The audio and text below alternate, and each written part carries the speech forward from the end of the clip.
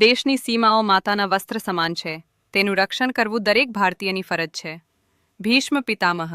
નમસ્કાર દર્શક મિત્રો, સરહદ ન્યૂઝ ચેનલમાં આપનું સ્વાગત છે. હું અનિતા ગોસ્વામી. હવે જોઈએ સમાચાર વિસ્તારથી. નાગલા ગામે જૂની અદાવતમાં ઘરમાં ઘૂસી છરીથી જીવલેણ હુમલો.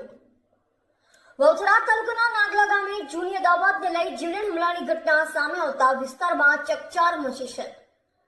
પ્રાપ્ત માહિતી મુજબ 2 વર્ષ અગાઉ પ્લોટની વાડ કરવા બાબતે થયેલ ઝઘડાની અદાવત રાખી આરોપીએ મધરાતે ઘરમાં ઘૂસી એક વ્યક્તિ પર છરી વડે હુમલો કર્યો હોવાનું સામે આવ્યું છે. નાગલા ગામના રહેવાસી મંજીભાઈ વીરાભાઈ નાઈએ નોંધાવેલ ફરિયાદ મુજબ તેઓ અને તેમના પત્ની જેતીબેન ઘરે સૂતા હતા ત્યારે વહેલી સવારે આશરે 2 વાગ્યાના અરસામાં આરોપી દિનેશભાઈ કાળાભાઈ ઠાકોર ઘરમાં પ્રવેશ્યા. ત્યારબાદ તેણે મંજીભાઈ ઉપર છરી વડે હુમલો કર્યો. બચાવ માટે હાથ આડો કરતા જમણા ખભાના ભાગે પણ ઘા વાગ્યા હોવાનું ફરિયાદમાં જણાવાયું છે.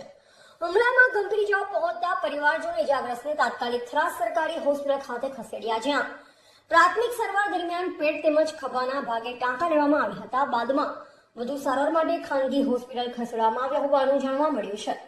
ઘટનાની જાણ થતાં જ થરાદ પોલીસ તાત્કાલિક હોસ્પિટલ તેમજ ઘટના સ્થળે પહોંચી અને ફરિયાદના આધારે આરોપી સામે ગુનો નોંધી તપાસ હાથ ધરી છે.